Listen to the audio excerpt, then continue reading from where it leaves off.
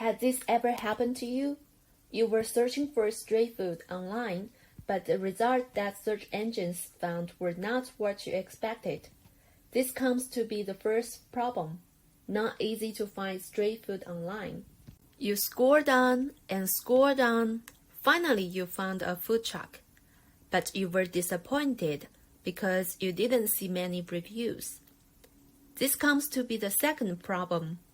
Not enough reviews to attract customers. Or you happen to try some good food from our food truck, and you came back to get some more the next day, but it was not there anymore. This comes to be the third problem. Food trucks change locations frequently. Suppose you found a popular street food vendor nearby. You were waiting and waiting in the line, and it was finally your turn, but you were told they were sold out. This comes to be the first problem. Easy for street food vendors to misjudge inventory and customer traffic. One day, a great street food business idea comes to your mind, and you were wondering, is there a website that I can go to get help?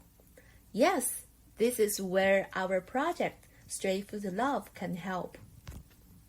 StreetFoodLove is an application that provides instructions and tips for business entrepreneurs to start up street food businesses, allow food vendors to create vendor pages to present the real-time locations, business hours, logos, pictures, menus, ratings, and unbiased reviews to the customers. Food vendors can subscribe to our service to have a dashboard on their vendor account page with visualized statistic data graphs, such as a timeline of average rating increase or decrease, how many new reviews were generated within this month, what are the 5 popular search inquiries from customers within this week, and so on. Next, let's Colin and Sylvia introduce our user experience and phototype demonstrations. When the user visits the site, they will be greeted by a big map of the local area along with the StreetFoodLove logo on the top left, a search bar in the middle, and buttons to log in and sign up for accounts on the right. Clicking on the StreetFoodLove logo will lead users back to this current page, no matter where you are on the site. The map, which can zoom in and out, will be where the current locations of the vendors that are signed up for StreetFoodLove are shown. Users will be able to type the name of the preferred vendor in the search box, provided in the header. The results of that search will display in a sidebar on the left side of the map, and also on the map itself with an icon. Search results can also be filtered with the filtering options on the left sidebar. Clicking on this icon will display a pop-up, which contains the basic information of the current vendor, including name, rating, and a sample review. Clicking on the name of the vendor in the pop-up will lead to the official vendor page of that vendor on StreetFoodLove. On the official vendor page, there will be 4 cards arranged in a 2x2 format, which will display all of the essential information about that vendor, such as the contact and address. The map option in the bottom right-hand column will lead to Google Maps, where the user can find the best route to the specified food vendor. For the sign-up functionality, there will be 2 different approaches, depending on the account type that the user wants to make. Clicking on the sign up button on the top right-hand corner will lead the user to the account type selection page. If the user clicks on the customer type account, then they will be taken to the customer account sign up form. If the user clicks on the vendor account type, then they will be taken to the vendor sign up form. Vendors will have to fill out an extra form with details about the business they want to run, in addition to the same form that user type accounts will have to fill out. Here is a quick summary of the functions that are going to be implemented in your app. The list is ordered by importance priority. If you are interested to know more information about any of the functions, you are welcome to ask for more details in the Q&A section.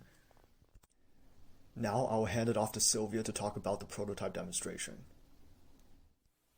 Once a customer has created an account, the user can submit a review on the vendor's page. Before writing a review, the user needs to log in by clicking the bright orange login button. After entering login and password information, we click on the green login. We scroll down and click on Write Review. A star rating review and text box will appear. We can leave a 1 to 5 star review by selecting the last star of the desired rating. As you can see, all previous stars will light up automatically. In the box, we have the option to leave a detailed message based on our experience.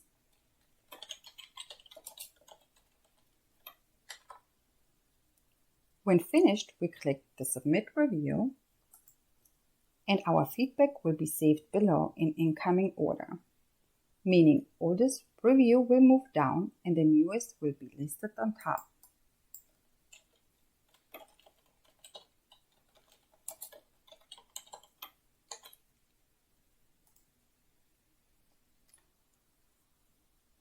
Once implemented, instead of these black blobs, we will see the user's profile pictures, and the stars will be highlighted based on the user's original selections. Up next, Makoto will give us an overview of the technology, systems, and testing part. To explain how it all works, let's go back to that demo. But this time, I will take you behind the scenes and show you step by step how it all works. We structured our service based on the 3-tier architecture. You might remember the layers being called the presentation and business logic layers. Here, I refer to them as the front end and back end. Inside those layers, we further subdivide them at the source code level. Let's start from the top. The user goes to a vendor page at the URL vendors/vendor ID. The React framework renders all the components on the vendor page and initiates an action. An action changes the application state and may have side effects, such as to trigger an API call. The action we just triggered looks like this. It might look complicated, but all it's really saying is, user wants the vendor page. A reducer sees that action and triggers an API call. It also changes the application state to indicate that our app is busy, which the UI could show with a spinning wheel. We just passed the state and actions layer, and now we are here at the API abstraction. As the name suggests, the API abstraction is just a wrapper around the API to hide the details. This function call, vendors, is converted into an HTTP request. Get vendors, blah blah blah. Now, we have crossed over to the backend layer. The API is the interface for the backend. It's what allows the front end and the backend to communicate. For any password-protected resources, this is where authentication is handled. Our RESTful API is documented in an Open API specification. Scrolling down our documentation, we can see that the vendor's resource is here. Inside the backend code, which is written in Go, the API request calls the vendor method, with vendor ID as the parameter.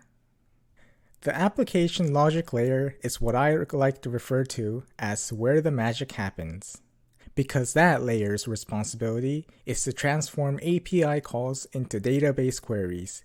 If any third-party services are required for a resource, they are called from here. The database abstraction layer hides the database details. To look up a vendor, we use a MySQL query like this. We're finally at the database where all content data is stored. The vendor data is going to get sent right back up, and the view will render the vendor page for the user. So I just talked about how it works, but where exactly is it taking place? What services do we use? We will be using various AWS services. The backend will be running on an EC2 instance, the database will be stored in RDS, images will be stored in S3, and OpenSearch will be used for our search engine. The files for the front-end app will be hosted on GitHub pages. Finally, OpenStreetMap will provide the map tile images for our map. Let's talk about testing. We will add unit tests wherever we can to test small units of code. The interaction between various layers will be validated with integration tests. Integration tests will use a local database and API calls will be simulated. Its actual responses will be compared with expected responses. We looked at how our web app will be divided into 8 different layers and run on various services. This separation of concerns allows us to divide the whole architecture into small responsibilities. When we implement a new feature, we can divide that feature into different layers and develop one layer at a time. With the help of StreetFoodLove application, it will be easy for customers to discover new street food vendors on the map and have access to unbiased reviews, which is designed to solve the first and second problem. On the other hand, with providing a function to keep track of food truck locations, it will help build a stronger link between customers and their favorite mobile food vendors, which is designed to solve the third problem.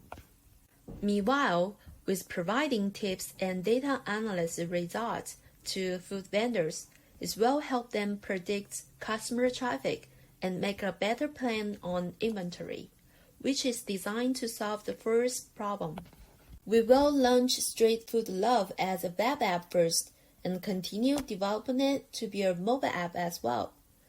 In the first milestone, we have implemented a basic web app with vendor page, login, customer review functions ready. In the next milestones, we are going to implement more elegant features such as map, searching, filtering, sorting, and location tracking, and so on. After we finish all the features that we have planned for the StreetFoodLove web app, we are going to develop the corresponding mobile app with some specific functions such as sharing to social media and push notification. We believe that StreetFoodLove will build a community that benefits both the customers and street food vendors in the future. Our team has a great passion on this project, and we have searched a lot of documents and websites. Let me give a big thank you to Professor Lee. Thank you, Professor Lee, for your great suggestions and guidance. Let's keep our passion and continue doing a great job in the coming quarters. Thank you for watching and have a great day.